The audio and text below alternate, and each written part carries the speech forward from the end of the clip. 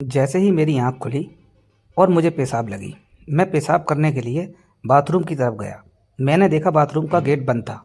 फिर मैं ऊपर वाले बाथरूम में गया। ऊपर वाले बाथरूम के जस्ट बगल में एक कमरा था। जैसे ही मैं बाथरूम पर पहुंचा, वहां कमरे में से आवाज़ आ रही थी। मैं आवाज़ सुनकर डर गया और कमरा के गेट पर पहुंच गया। गेट में कुछ देखने के लिए जगह नहीं थी क्योंकि गेट अंदर से बंद था। फिर मैं खिड़की के पास पहुंचा और खिड़की में हल्की सी जगह थी, एक दरारनुमा। मैंने उसमें से झांक कर देखा। कमरे के अंदर कलर वाली लाइट जल रही थी। मैंने देखा एक कोने में स्टूल पर बैठकर चाची खीरा से अपने आप को खुश कर रही थी। अचानक चाची की नज़र खिड़की पर आ गई और उन्होंने मुझे देख लिया।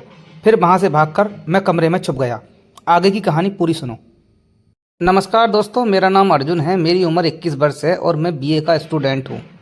मेरे माता पिता मेरे साथ बेंगलोर में रहते हैं। पापा मेरे बेंगलोर में जॉब करते हैं और मम्मी मेरी गृहिणी हैं, यानी कि हाउस वाइफ हैं। मेरी एक बहन है जो मुझसे बड़ी है। बाकी एक हमारे चाचा हैं जो दिल्ली में रहते हैं। उनके पास 2 बच्चे हैं और चाची हैं। पापा और चाचा आपस में बहुत प्यार करते हैं। दोनों भाई एक दूसरे के लिए अपनी जान छिड़कने को तैयार रहते हैं।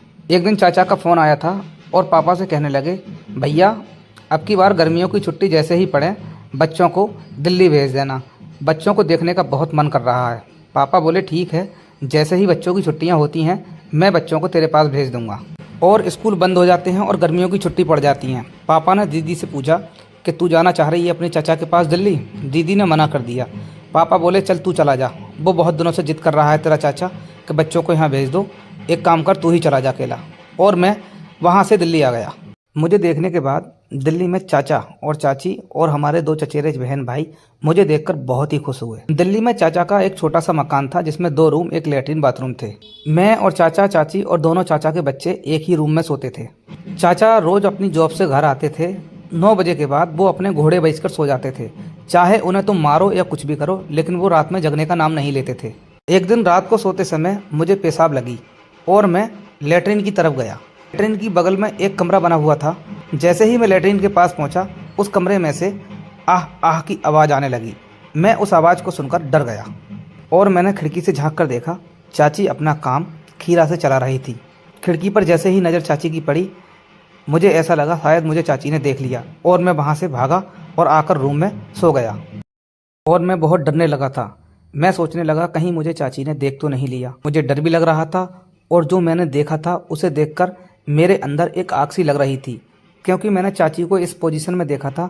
उन्हें देखकर मेरे अंदर एक ज्वालामुखी फटी थी। चाची के 2 बच्चे होने के बाद भी चाची के शरीर पर कोई भी आंच नहीं थी। चाची देखने में बहुत ही टाइट और खिंची हुई थी, जो आगे पीछे से बहुत भारी थी। ऐसे मानो इस पोजीशन में देखने के बाद मेरे मन में लालच सा आने लगा था। सुबह को चाची ने दोनों बच्चों को तैयार करके स्कूल भेज दिया और चाचा अपने ऑफिस चले गए।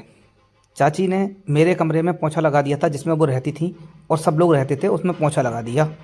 वैसे ही चाची झुककर पोंछा लगा रही थी, मेरी नज़र उनके पिछवाड़े पर चली गई और देखकर मुझे जो है एक तरीके से आग सी लगने लगी। फिर चाची ने मुड़कर मुझे पीछे देखा तो मेरी निगाह उनके चूतर पर टिकी हुई थी। उन्होंने मुझे देख लिया और मैं ये सब देखकर शर्माने लगा। चाची ने इतना ही मुझे टोक दिया, ये बहुत गलत बात है। मैं समझने लगा कि चाची को सब कुछ पता चल गया दिखे है। कमरे में पोंछा लगाने के बाद चाची बराबर वाले कमरे में पोंछा लगाने चली गई। 10 मिनट हो गए, कमरे का अंदर से दरवाज़ा बंद कर लिया था। मैंने सोचा चाची कहाँ गायब हो गई, इतना छोटा घर है और कहीं दिखाई नहीं दे रही। फिर मैं कमरे की तरफ गया और मैंने वहाँ जाकर देखा तो चाची कमरे में जाकर अपनी उंगली से अपना काम चला रही थी। चाची की नज़र फिर खिड़की पर पड़ी और उन्होंने इस बार मुझे देख लिया था और मैं वहाँ से भागकर अपने कमरे में आकर लेट गया। फिर 2 मिनट बाद चाची मेरे पास आती हैं और मुझसे कहने लगी, ये बहुत गलत बात है अर्जुन, तुम ये जो कर रहे हो ये अच्छा नहीं है। पहली बात तो हमारा और तुम्हारा रिश्ता क्या है ये देखो। अगर तुम ऐसे ही शरारत करते रहे तो मैं तुम्हारे चाचा से शिकायत कर दूंगी। और मैं बहुत डर गया। मैंने सोचा अगर चाची ने चाचा से कह दिया तो वो मुझे मारेंगे। फिर मैंने चाची से नहोरे करे और उनके पैरों में गिर गया। मैंने कहा, चाची आज के बाद मैं तो कुछ भी ऐसा नहीं करूँगा, ना ही मैं तुम्हें कभी देखूँगा। आप कृपा करके चाचा से ना कहें, चाचा मुझे मारेंगे। और वो मान गई। अगली सुबह नाश्ते के लिए सब टेबल पर बैठे थे, मैं भी टेबल पर बैठा था। चाची मेरे बराबर में बैठकर नाश्ता कर रही थी। नाश्ता करते वक्त चाची ने मेरे पैर की जांघ पर हाथ रख लिया। मैं देखकर जांघ पर हाथ और हैरान सा रह गया। मैंने कहा, ये कैसे?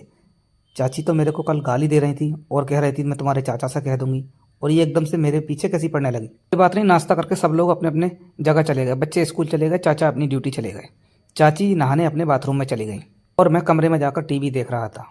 बाथरूम से चाची ने आवाज़ लगाई। मैंने पूछा चाची कहाँ रखा है? बोले बेडरूम में वहीं रखा है। मैंने वहाँ से टॉवल उठाकर और मैं बाथरूम की तरफ चल पड़ा। बाथरूम का गेट हल्का सा खुला हुआ था। चाची का थोड़ा सा अंग मुझे दिख रहा था और पानी से भीगा हुआ था। मैंने अंदर हाथ कर और तौलिया चाची के हाथ में दे दिया। चाची इस तौलिया देते वक्त थोड़ी सी मुस्काने लगी और कहने लगी, गेट पे कैसे खड़े हो, अंदर आ जाओ ना, अब तुम कोई बच्चे थोड़ी हो, बड़े हो गए हो।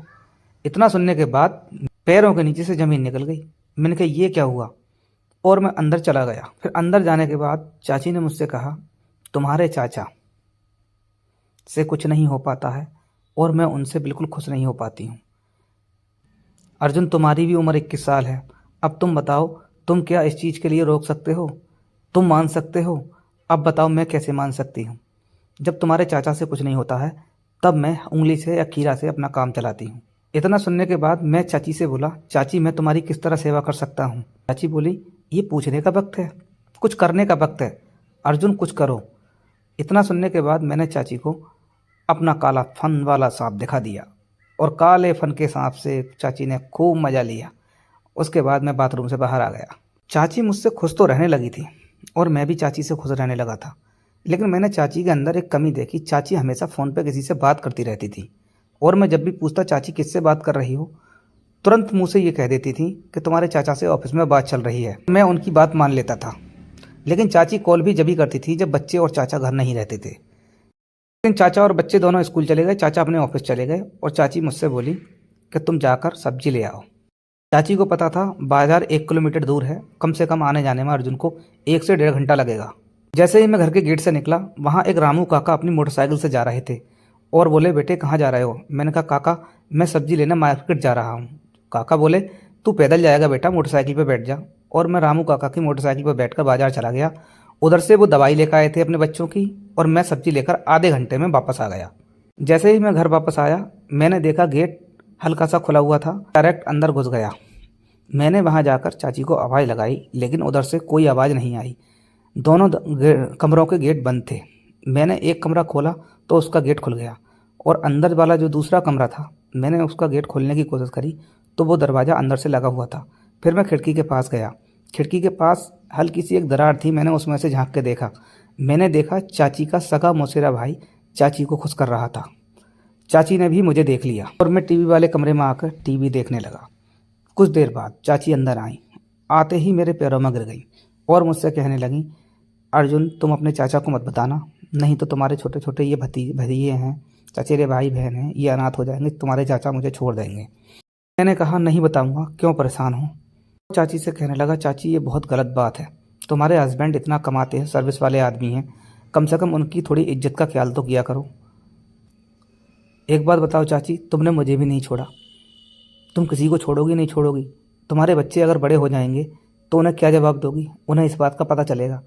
फिर चाची को ऐसी बात लगी मेरी, वो मेरी बात सुनने के बाद में बिल्कुल सुधर गई और मैं वहाँ से वापस बेंगलोर आ गया। कहानी अच्छी लगी हो तो चैनल को सब्सक्राइब करना।